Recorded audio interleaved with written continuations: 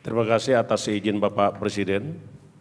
Kami akan mencoba untuk memberi tanggapan terkait dengan beberapa perkara yang ditangani oleh KPK. KPK sampai hari ini tidak pernah surut, tidak pernah lelah untuk melakukan pemberantasan korupsi. Berbagai upaya yang kita lakukan oleh KPK mulai dari strategi pendidikan masyarakat supaya orang sadar dan tidak ingin melakukan korupsi. Kedua, melakukan upaya pencegahan dengan cara perbaikan sistem supaya tidak terjadi dan tidak ada kesempatan melakukan korupsi. Yang ketiga, melakukan strategi penindakan yang profesional dalam rangka pengembalian kerugian negara atau aset recovery. Dan tahun 2022 kita sudah berhasil mengembalikan aset recovery sebanyak 575 miliar, lebih dari target 104 miliar yang ditetapkan oleh RPJMN kita. Terkait dengan beberapa perkara yang tersangkanya masih dalam tahap pencarian, kami informasikan kepada seluruh masyarakat, seluruh anak bangsa, sesungguhnya ada 21 orang yang masuk dalam daftar pencarian orang. Dari 21 orang tersebut kita sudah mampu melakukan penangkapan sebanyak 17 orang. Sehingga sekarang masih ada 4 orang lagi.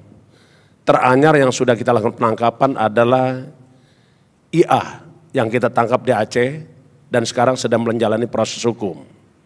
Sementara 4 orang lagi antara lain HM, RHP, PT, dan KK. Ini sedang kita lakukan pengejaran dan mungkin rekan-rekan sungguh mengikuti pemberitaan. Ada beberapa yang sudah kita ketahui dan saat itu kita lakukan upaya penangkapan.